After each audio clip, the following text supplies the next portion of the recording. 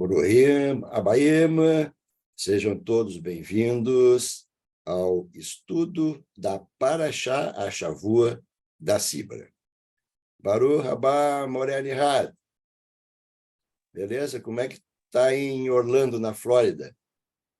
Shalom, tá tudo bem, graças a Deus, tá tudo tranquilo. Calor como sempre, mas tá bom. Ótimo.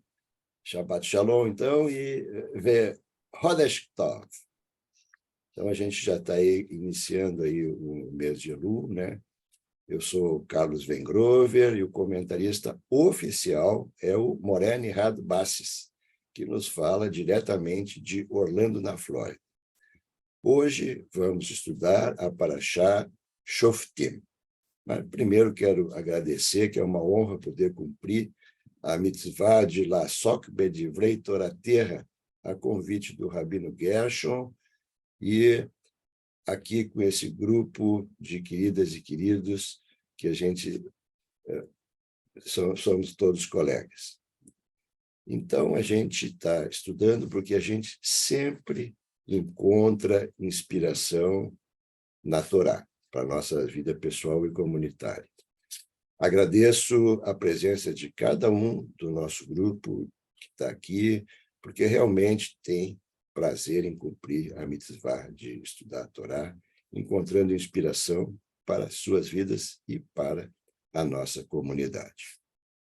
Brahá de abertura, Baruch atah Adonai Eloheinu melech haolam, asher kirishanu bemitzvotav vetzivanu lasok bedivrei Torah terra.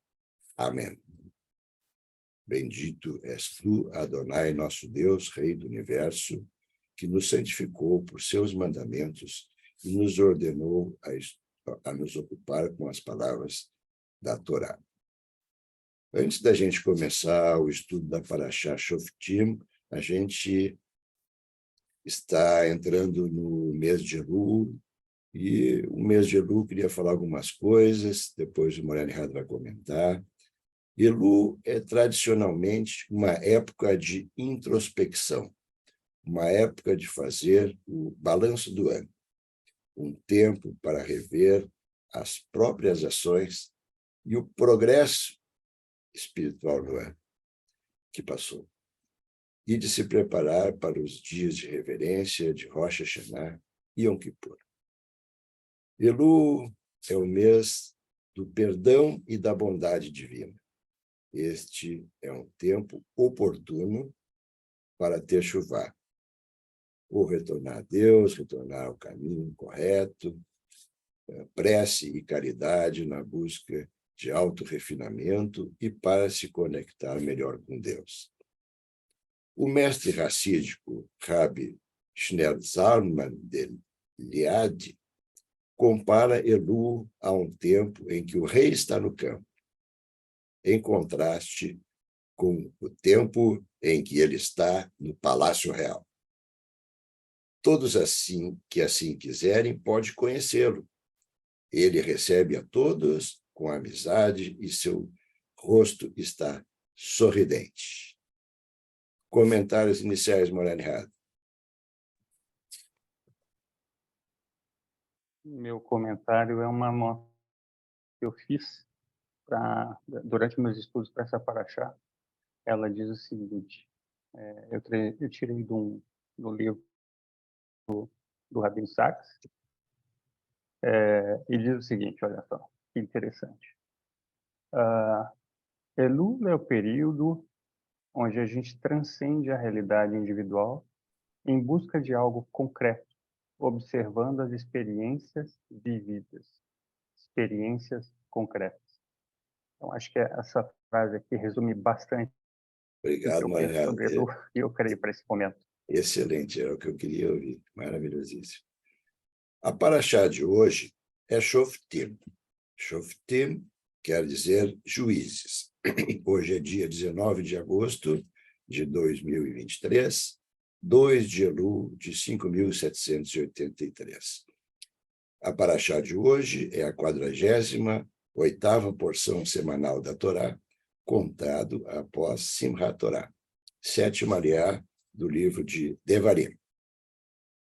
E a leitura da Torá é Deuteronômio 20:10 a 21:9. O objetivo do nosso estudo de hoje, a gente vai focar no comparativo entre profetas e sábios.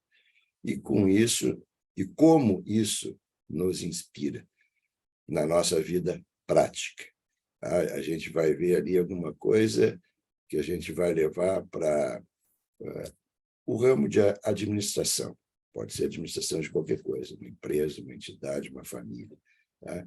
A gente vai tratar aí de projeto de execução. Tá? E a gente vai se basear em algo muito interessante. A criação do Estado de Israel. Essa vai ser a nossa base do nosso estudo. Então, vamos lá, pessoal. Quem quiser fazer comentários, tem o chat do Facebook e a gente fica aí, Morena Errada e eu, de olho aqui no chat do Facebook e a gente vai procurar responder as perguntas. Então, Carlos, oi? Alô? a rede aqui me mandou um Shabbat Shalom. Ótimo. O Ismar também. Quem Ok. marca presença aqui também? Elones, Reide, Mônica, quem mais? Edno, Elones. Isso, tem gente entrando ainda. Beleza. Então, a gente vai começando. Então, a gente, quando faz um estudo, uma paraxá, um estudo onde a gente deseja se aprofundar, a gente começa com uma pergunta. Então, a pergunta judaica de hoje, eu digo judaica porque a gente adora perguntar, quem é mais importante, os profetas ou os sábios? Profetas da Torá, os sábios do Talmud. Então, vamos lá. Metodologia do estudo de hoje. O estudo abrangerá um resumo da Paraxá, para a gente se situar no contexto, a ideia central, estudo de caso real, baseado em nada menos do que a própria história da criação do Estado de Israel, reflexões e conclusões finais. Todos os itens terão perguntas e respostas devidamente comentadas pelo nosso colega Morena Errada Basses, para que nós possamos continuar aprendendo com facilidade e, principalmente, encontrando inspiração na nossa Torá. Há alguns meses atrás, uma pessoa não judia me perguntou qual o segredo da prosperidade dos judeus. Tem judeu próspero? Tem. Não é tudo aquilo que os protocolos do sábio de Sião falam, mas nós somos realmente inteligentes e prósperos. Realmente. A minha resposta foi imediata. A educação. Nós valorizamos o conhecimento. E aqui estamos nós, utilizando essa nossa vontade de aprender.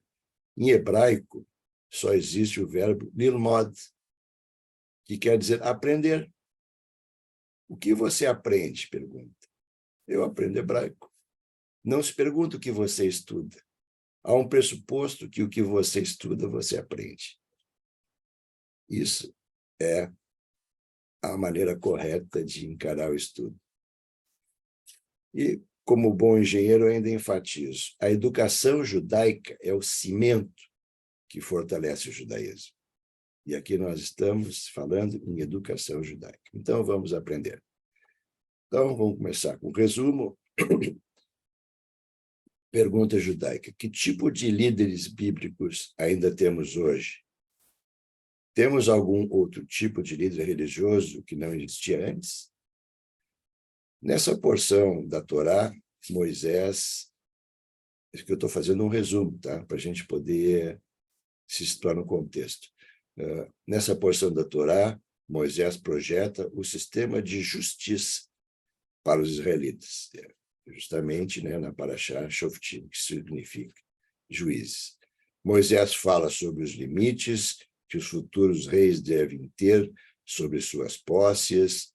Moisés explica que os sacerdotes e levitas não devem ter salários e devem sobreviver com as doações do povo. Finalmente, Moisés explica as leis da guerra. Moisés continua seu último discurso aos israelitas antes de morrer, dizendo: juízes serão nomeados para julgar o povo com justiça.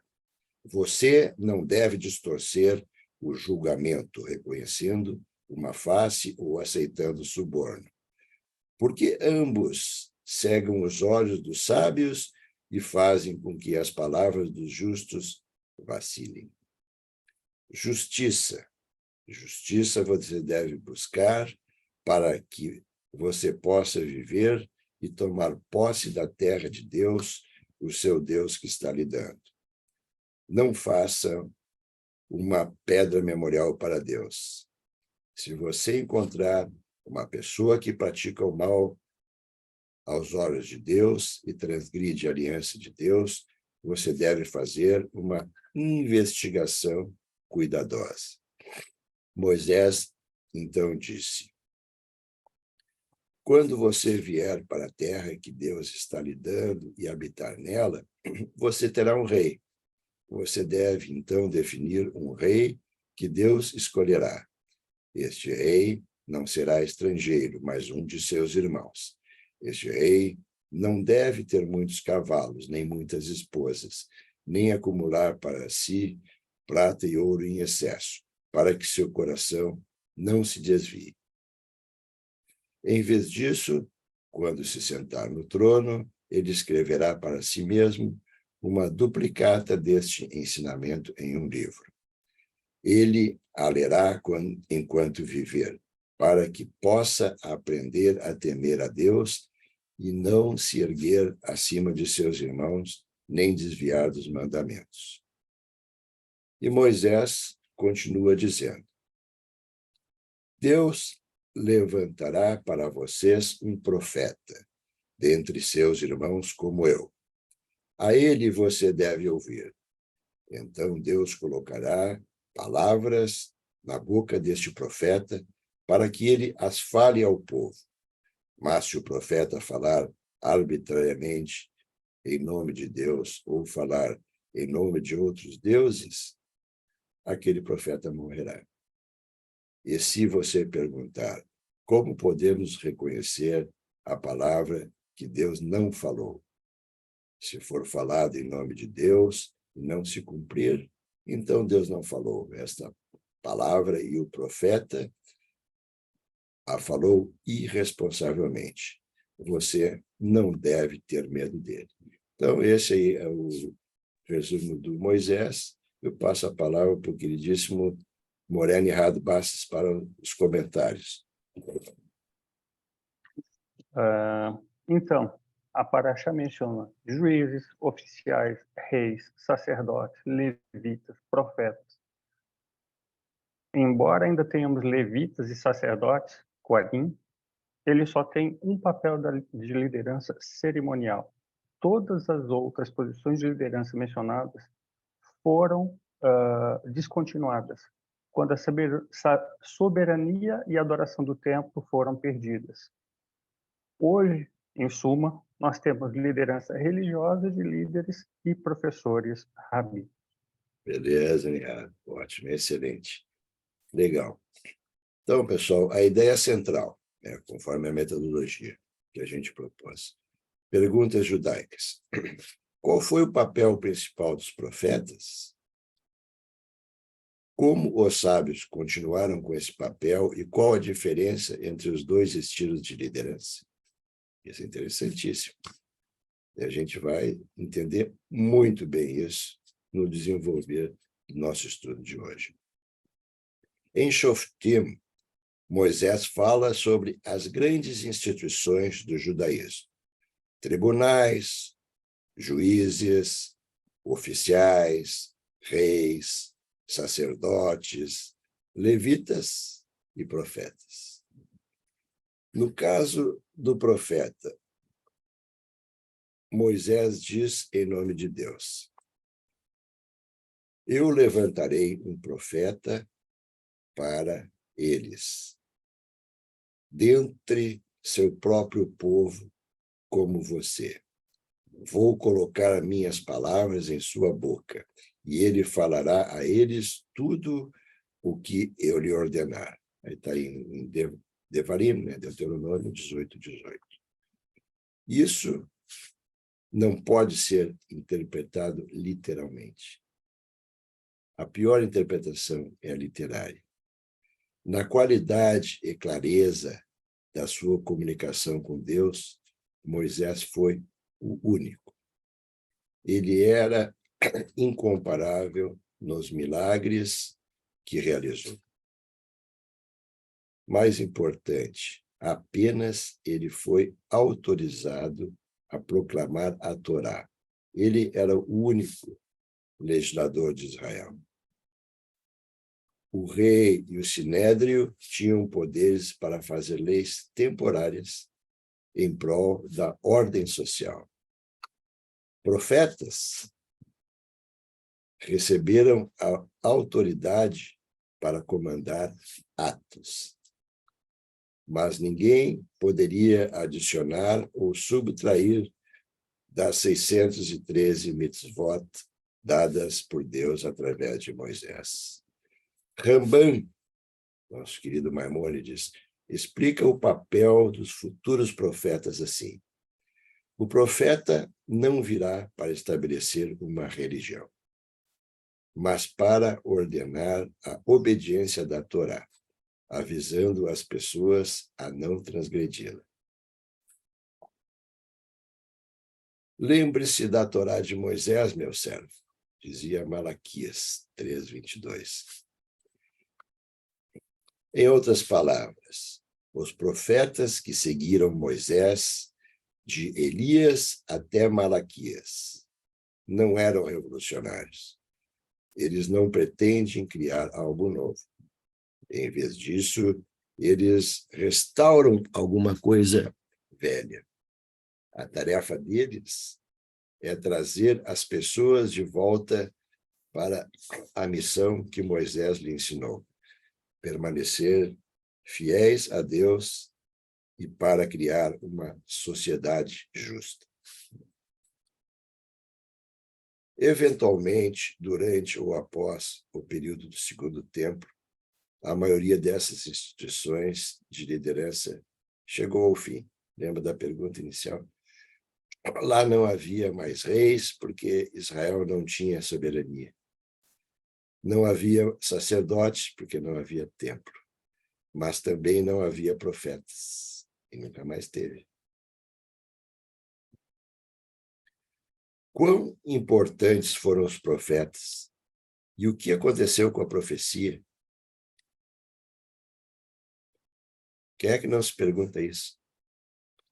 Uma opinião declarada no Talmud, no Tratado de Baba Batra, na página 12a, é que os sábios se tornaram os sucessores dos profetas.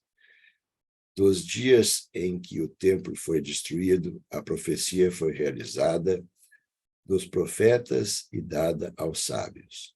E um sábio é maior do que um profeta, como se afirma. Um profeta tem um coração de sabedoria. Isso aí está em Teilim 90:12, né? Salmos 90:12. Quem é comparado a quem? Você deve dizer que o menor é comparado ao maior, uma vez que um profeta deve ter um coração de sabedoria. O sábio, quem é a sabedoria personificada, deve ser maior ainda. Então, a gente sempre compara o menor com o maior, e no nosso caso aqui, o Teirim está nos dando essa ideia de que desculpa, não é o Teirim, isso aqui é a inspiração, assim como o Nihad falou, né, nos estudos do rabino Jonathan Sacks. Tá? Tudo que eu estou fazendo aqui é extraído dos livros do rabino Jonathan Sacks. Então, Moré Nihad, comentários sobre a ideia principal.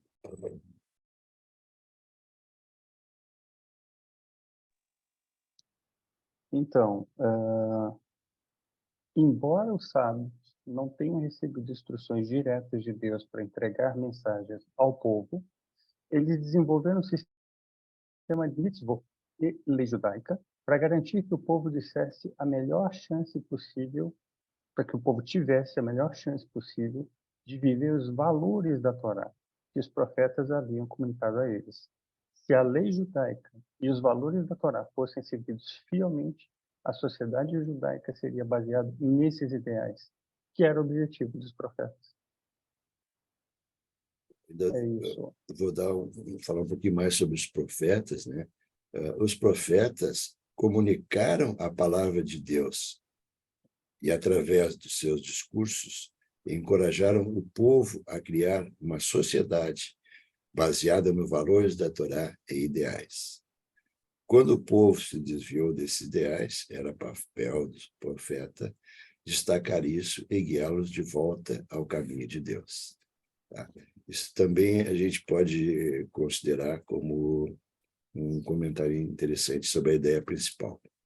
E agora a gente vai entrar, conforme prometido, no estudo de caso real da história de Israel, que é bem interessante, e a gente vê desse ponto de vista entre a Torá e o Talmud. Só o Rabino Jonathan Sacks para criar algo assim tão inteligente. Perguntas judaicas. O que você acha que é importante ter uma visão ou dar passos práticos em direção ao objetivo?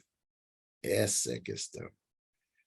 Qual abordagem melhor representa os profetas e qual é mais semelhante à abordagem dos sábios? Vamos lá.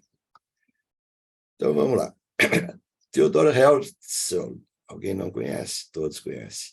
É conhecido como José Ahmedinejad, visionário do Estado de Israel. Ele nasceu em uma família assimilada em Budapeste, na Hungria, e, além de seu bar mitzvah, o judaísmo não desempenhou um papel significativo em sua vida durante seus primeiros anos. Mas, então, ele se mudou para Paris para trabalhar como jornalista. E tudo mudou. Agora, se vocês estivessem lá, vocês iam entender. Olha só, ele cobriu o caso Dreyfus em 1894 e testemunhou o antissemitismo profundamente enraizado na sociedade francesa. Isso foi, então, quando ele percebeu que o povo judeu precisava ter seu próprio Estado. Então, Herzl embarcou em uma campanha para convencer ambos, o mundo judeu e os poderosos e influentes chefes de estados, para apoiar sua ideia de criar um Estado judeu. 10 anos depois, ele morreu aos 44 anos, com pouco a mostrar. Ele morreu aos 44 anos, com pouco a mostrar por seus esforços.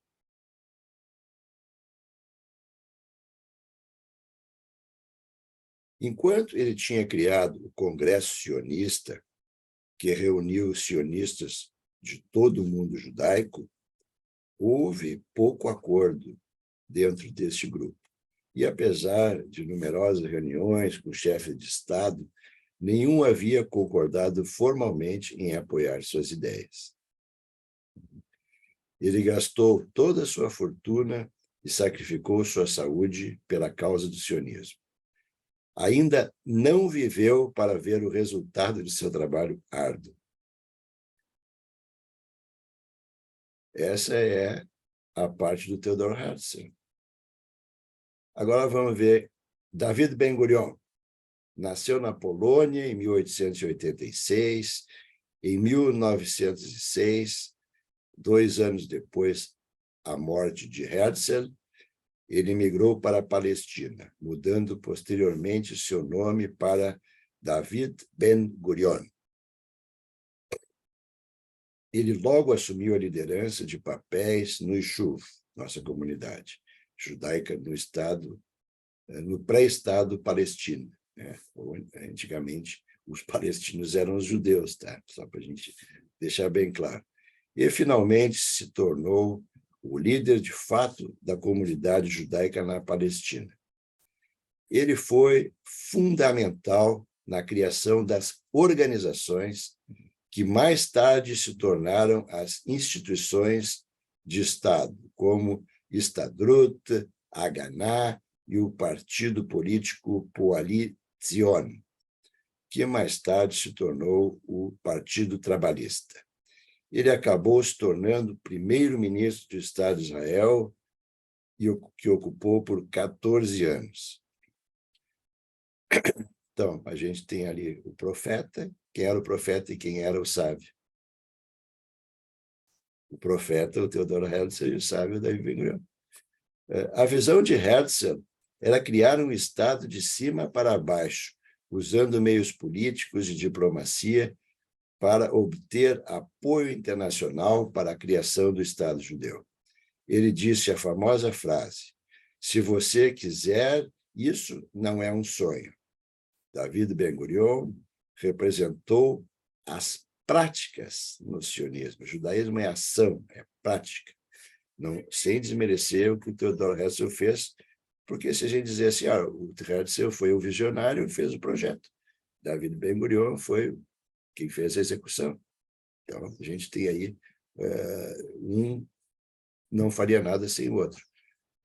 Claro, David Ben-Gurion, a gente já está falando que não seguiu o mesmo projeto, não foi um Estado de cima para baixo, mas foi através de organizações dos judeus na Palestina.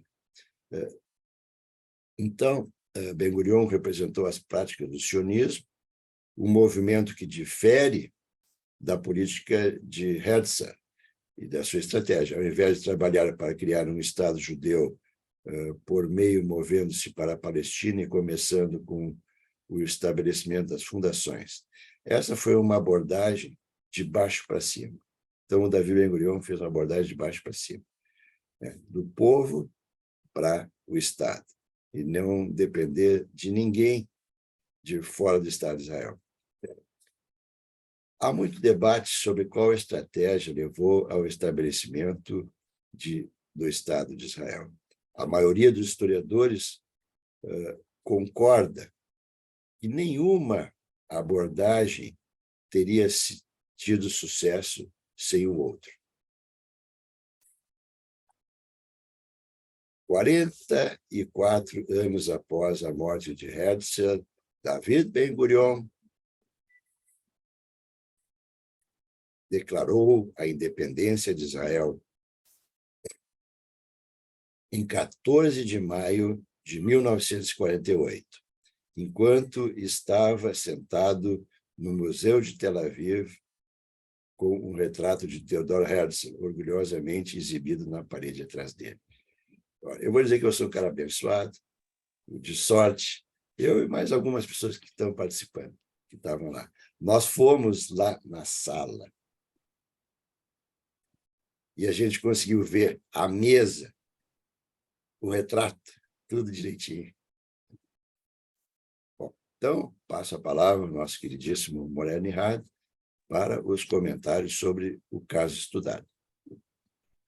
Então, são questões interessantes, né? Questões interessantes e super relevantes, em muitos contextos diferentes. Eu diria no contexto de negócios, de empreendedorismo social, vida religiosa comunitária. Sem uma visão, pegando aquela questão do o sábio, o profeta, vamos lá. Sem uma visão, ideais e sonhos não podem ser realizados. Mas sem um plano prático e uma liderança que possa entregar isso de uma forma real e tangível, visões ideais estão em risco de ficar presos em meras palavras e nos sonhos dos visionários. Muitas vezes encontramos líderes que se destacam em uma ou outra dessas áreas, mas raramente em ambas. Nenhum pode ter sucesso sem o outro. E como bom engenheiro, também traduzo como projeto e execução. E aí eu fico totalmente de acordo contigo, Carlos. Um segundo ponto que eu acho que vale a pena comentar é que Hertz foi um visionário. Foi um visionário que não conseguiu levar sua visão à realização prática em sua vida. Do outro lado, Ben-Gurion se destacou em apresentar o sonho sionista de Hertz, através de um programa prático na construção de um Estado. Os profetas como Hertz eram sonhadores que falavam uma linguagem bela e poética, sobre uma sociedade baseada nos ideais e valores da Torá. Sem esquecer que Hertz ele escrevia poemas, era de fato um poeta também. Os sábios, como Ben-Gurion, construíam um programa de leis e mitzvot que estabeleceu uma sociedade baseada nesses ideais e nesses valores. Legal, Nihad. Nihad, dá uma olhadinha no Facebook, vê o que a gente tem para se tem Tem alguma aqui novidade, alguém colocou comentário, fez pergunta. a Heidi comentou em relação ao sucesso dos judeus, ela colocou a seguinte resposta: minha resposta à pergunta sobre o sucesso dos judeus é sempre educação desde a antiguidade e a necessidade de portabilidade. Olha que interessante. Interessante. Muito interessante. Legal, Rede. A rede já foi chamada de Rede Pet pela Olga. A Olga definiu a rede como Redipédia, que sabe tudo. Mais alguém, né? Tem o Wagner Halevi, Shabbat Shalom, ele dá o oi aqui. A Kátia, olha a Kátia, Shabbat Shalom. Quem mais também? O Gilberto Milman, também Shabbat Shalom a todos. É isso, Carlos. Então, a gente vai dar continuidade, né? Então, vamos lá. Pensando bem. Pergunta judaica. Por que é tão importante traduzir ideias e ideais em passos práticos, implementando-os em uma sociedade? Então, vamos tentar aí responder essa pergunta. A noção de que os sábios são sucessores dos profetas é seriamente interessante. Os primeiros juízes em Israel foram os Koanim. Né? Lembra lá do templo do Mishkan? Quando Moisés abençoou o povo no final de sua vida, ele disse sobre a tribo de Levi: eles ensinarão as tuas leis a Jacó e a tua instrução e a tua instruções para Israel. Devarim 33:10. Quando Ezra ensinou Torá para os israelitas, ele posicionou os levitas entre o povo para explicar o que estava sendo dito. Tudo isto sugere que quando os sábios, professores e mestres da lei judaica traçam sua linha intelectual e espiritual, vendo-se como herdeiros dos Koanim e dos Leviim. Os sábios se viam como herdeiros dos profetas. E como eles passaram a se ver não apenas como herdeiros, mas tão maiores do que os profetas? Os sábios sabiam que a profecia havia chegado ao fim nos dias de Ageu, Zacarias e Malaquias, 5 séculos antes da destruição do segundo templo. A mensagem aqui é que os sábios levaram os ideais dos profetas e os transformaram em programas práticos. Alguma semelhança entre Herzl e Ben-Gurion? Isso é como eles aumentaram a sabedoria dos profetas. O profeta assume uma posição heróica, mas não assume a responsabilidade se as pessoas ouvem ou não. Os rabinos não assume uma posição heróica.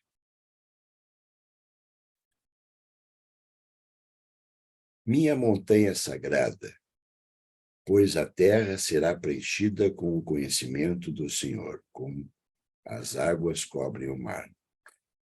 Isaías 11, 6-9.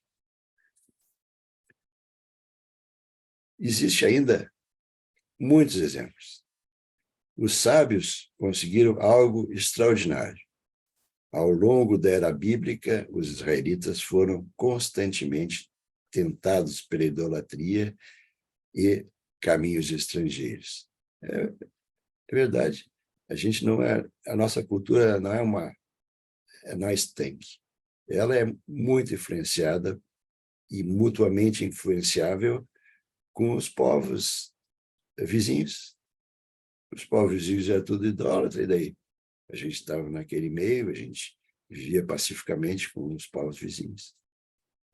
A gente tinha realmente que manter a nossa diretriz. Os profetas eram frequentemente levados à beira do desespero. Durante a era rabínica, os judeus tornaram-se um povo definido pela religião, mandamentos, aprendizagem e oração, sustentada voluntariamente e tenazmente, contra todas as pressões para se converter à fé da maioria. Isso aí a gente vê hoje em dia, não é muito diferente.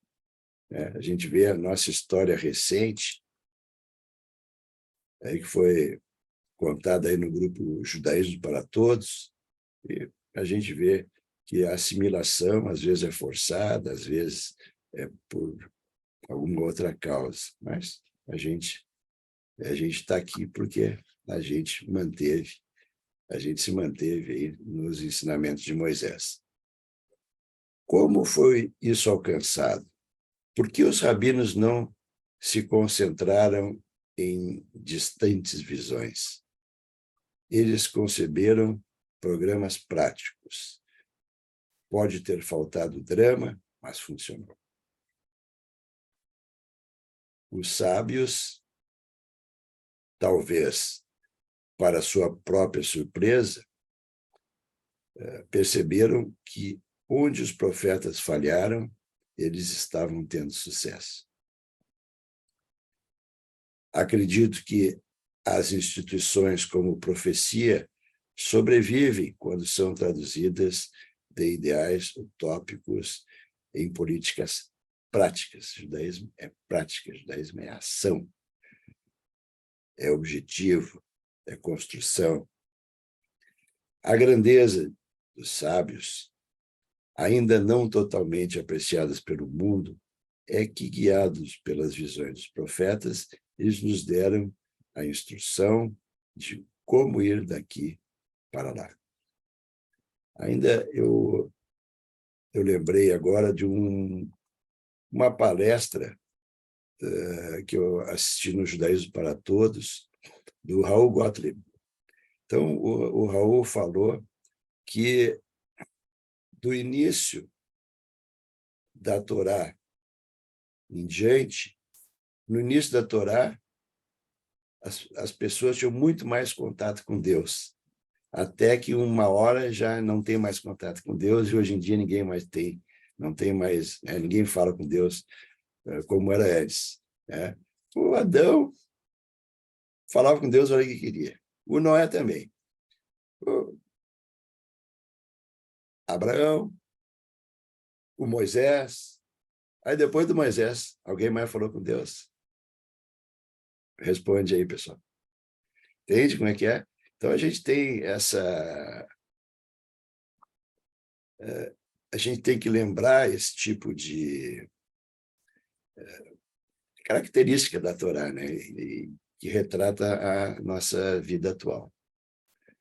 Bom, então vamos lá. Pensando bem, por que é tão importante traduzir ideias e ideais em passos práticos, implementando-os em uma sociedade?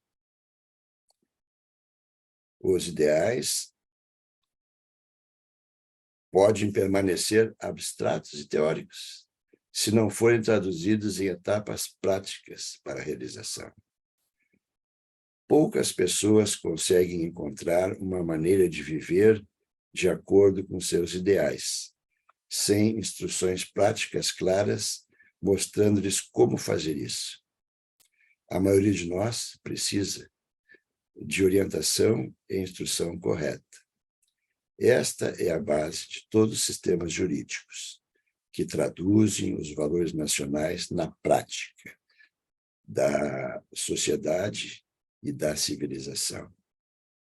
Então, com o conhecimento que a gente adquire e pensando com a própria cabeça, ninguém pensa por nós, nós pensamos com a nossa própria cabeça, cada um de nós. Nós não temos líder, não temos guru, não temos nada. Somos um povo igualitário. E, então, pessoal, últimas perguntas para a gente refletir. Como os profetas posteriores diferem de Moisés? Por que a era da profecia chegou ao fim? Quais aspectos dos diferentes tipos de liderança bíblica mencionados na Paraxá podem ser encontrados na liderança posterior, à liderança dos sábios? Morane Errado, comentários. Fala sobre as questões abertas agora.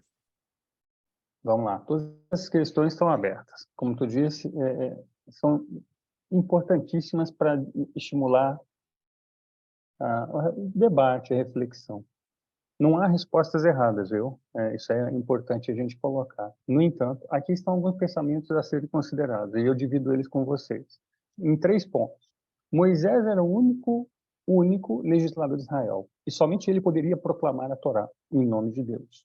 Os profetas posteriores receberam autoridade para comandar atos específicos e limitados no tempo, mas não podiam adicionar ou subtrair dos 613 mandamentos dados por Deus por meio de Moisés.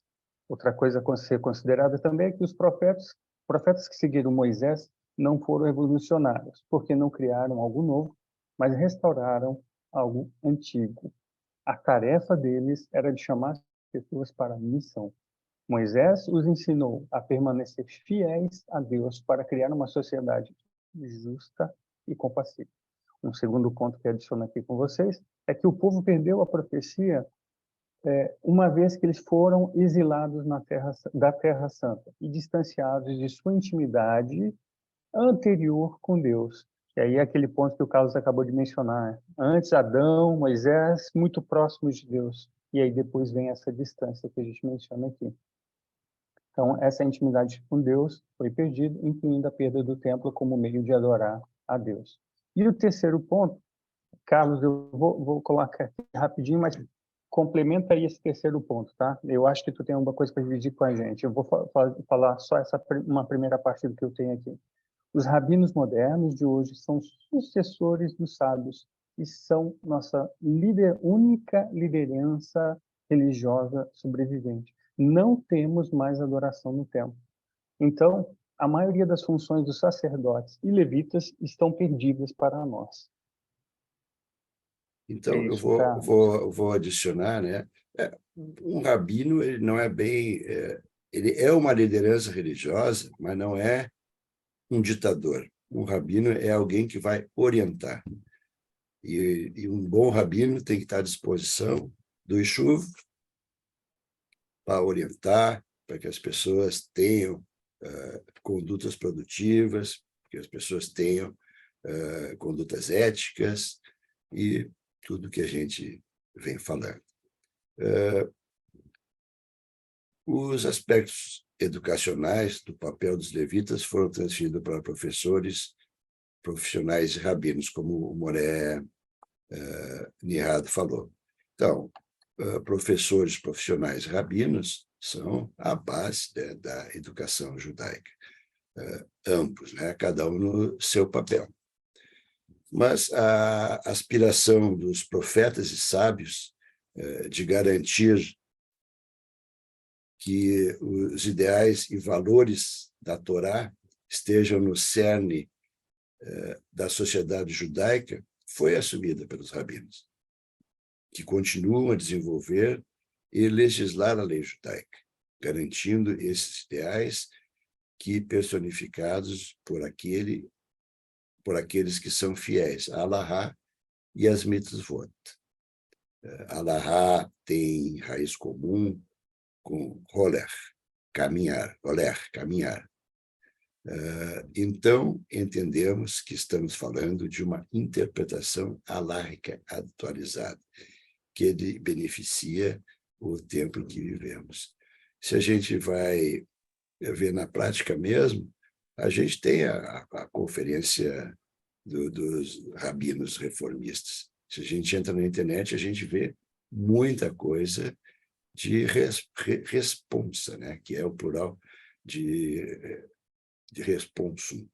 É uma coisa que isso vem desde 1800 e pouco até hoje, e agora é tudo publicado na internet. Os rabinos se reúnem e criam lá uma interpretação reformista e colocam ali. Quem quer se orientar pelo aquilo ali, se orienta, é grátis.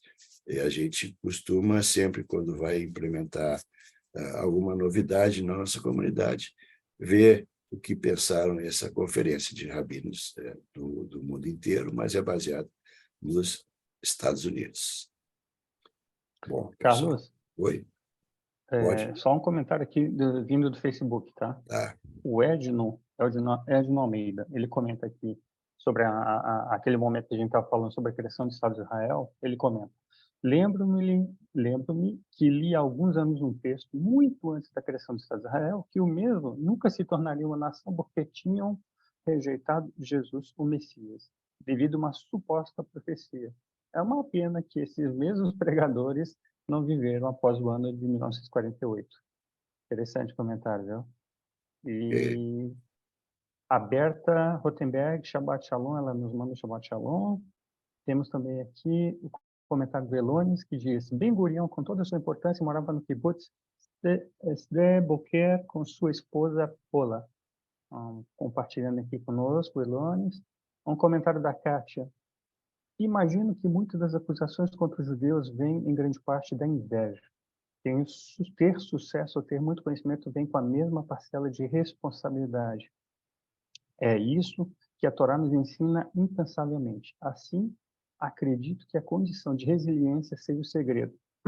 Mas o não-judeu não consegue entender isso, e nem a profundidade dessas palavras de Deus. O judeu é um ser contestador, perguntador e de muitas opiniões, mas continua a ser um judeu. Acredito que toda a liberdade de conversar com Deus e de discutir com Ele seja isso o incompreendido. E a Berta Rotenberg, enviando para nós um Shabbat Shalom. A Leila Sigal, bom dia. Bom dia, Leila. E a Kátia aqui, isso mesmo, Edno, também já li algo com o mesmo comentário. Era isso, Carlos. Beleza. Quer falar os últimos comentários, antes de eu chegar na conclusão, né? Comentários finais. Sim. Eu na verdade, é um compartilhar. Não é tão fácil, pelo menos na língua portuguesa, achar muito material falando sobre os sábios, muita literatura. A gente tem muito sobre os profetas. E quando a gente começa a fazer estudos sobre os sábios, pouca coisa em língua portuguesa. Então, assim, eu estimulo e lanço a ideia de que, no futuro, nossos sábios atuais que estão vivos se interessem a publicar mais na língua portuguesa materiais sobre isso. Por quê? Porque é um assunto muito importante. A gente está falando sobre vida prática, resolução de questões práticas, partir para a resolução de problemas e ter um mundo melhor, construir e reparar esse nosso mundo, que é um princípio básico, que precisa de ação e não só de visão. Eu não disse que não precisa de visão, mas precisa de ação, de atitude. A grande mensagem dessa paraxá. Obrigado, Carlos. Valeu, Nihad. Quando eu preciso fazer uma boa pesquisa, eu tenho meu site preferido, que é o cefaria.org. Ali tem tudo que existe de literatura judaica, tanto da parte da Torá como Talmud, tem tudo ali. Cada ano eu contribuo para o Sefaria e acredito que quem vai utilizar o Sefaria que também vai ficar com vontade de contribuir, porque o material é muito bom.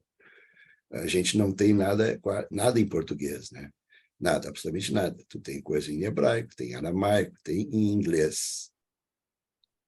Aí pega o Google Dicionário e bota para português. Do inglês para português sai bem, tá? Agora do hebraico para português ele vai remar, mas se estudar bastante acaba entendendo, só que demora, né? Pessoal, então, nosso tempo nos permite a gente fazer a conclusão do estudo de hoje. Como muitas das ideias vistas aqui tiveram como base os estudos do Rabbi Jonathan Sacks, de bendita memória, eu concluo com as palavras dele mesmo. O que nos dizia o Rabbi Jonathan Sacks? A genialidade do judaísmo, isso aqui é traduzido com o Google, tá? Se eu errei alguma coisa, eu e o Google. Bom, a genialidade do judaísmo é pegar ideias elevadas e traduzi-los em atos simples da vida diária. Nós não ficamos apenas contemplando a verdade, nós a vivemos. Desejo que o nosso estudo de hoje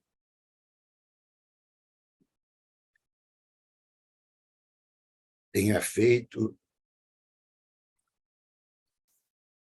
a diferença na vida de cada um de nós. Agradecemos ao nosso Deus, Deus de nossos patriarcas e matriarcas, por ter nos preparado para colocarmos em prática o que foi bom de tudo o que aprendemos. Agradecemos também por Deus ter nos enviado tantas bênçãos pelas nossas ações. Amém. Shabbat Shalom, pessoal. Rodesh Tov. Pode